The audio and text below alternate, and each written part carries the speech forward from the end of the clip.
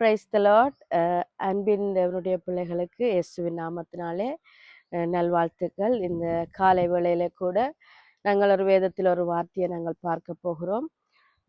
1 பேதுரு 5ஆம் அதிகாரம் 6ஆம் வசனத்திலே சொல்லப்பட்டிருக்கிறது. ஆகையால் ஏற்ற காலத்திலே தேவன் உங்களை உயர்த்தும்படிக்கு அவருடைய பலத்த கரத்துக்குள்ளே அடங்கிருங்கள் என்று சொல்லப்பட்டிருக்கிறது. இன்றைக்கு உயர்வு இல்லாதபடிக்கு நீங்க கண்ணீரோடு வேதனையோடு தாழ்த்தப்பட்ட நிலையில அடக்கப்பட்ட நிலைமையில இருப்பீங்கன்னு சொன்னா ஆண்டவர் உங்களை ஏற்ற காலத்துல உயர்த்துவார் என்று வேதத்திலே வார்த்தை சொல்லப்பட்டிருக்கு. யாரெல்லாம் நீங்க கண்ணீரோடு எனக்கு உயர்வில்லை, நான் இப்படியே அடக்கப்பட்டு ஒடுக்கப்பட்டு நெருக்கப்பட்டு போராட்டத்தோட நான் வாழ்றேன்னு சொன்னா கர்த்தர் உங்களை பார்த்து சொல்லுகிறார், ஏற்ற காலம் ஒன்று உண்டு.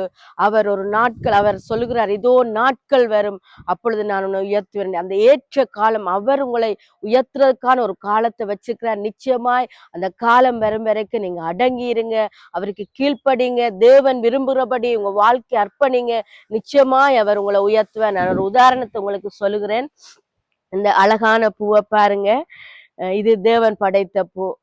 வேதத்துல சொல்லப்படும் காட்டு புஷ்பங்கள் அவர் அழகாய் உடுத்துவிக்கிறாருன்னு சொல்லி இந்த பூ இன்றைக்கு பூத்திருக்கு. ஆனா இந்த பூ இன்றைக்கு பூக்க முன்பதாக அது ஏற்கனவே சிறு அந்த ஆரம்ப பிராயத்துல மொட்டாக, அதை விட இந்த சின்ன மொட்டாக இருந்துக்குது. இந்த மொட்டை பார்த்தீங்கன்னு சொன்னா அழகே இல்லை, இதுல இந்த பூவுடைய அழகே தெரியல. ஆனா அது கொஞ்ச நாள் அப்படியே அடங்கி அடங்கி இருந்து அந்த மொட்டுக்குள்ள இருந்து ஒவ்வொரு சீசன் பருவம் வரும்பொழுது இந்த இப்படி ஒரு அழகான பூவாய் மாறி இருக்கு.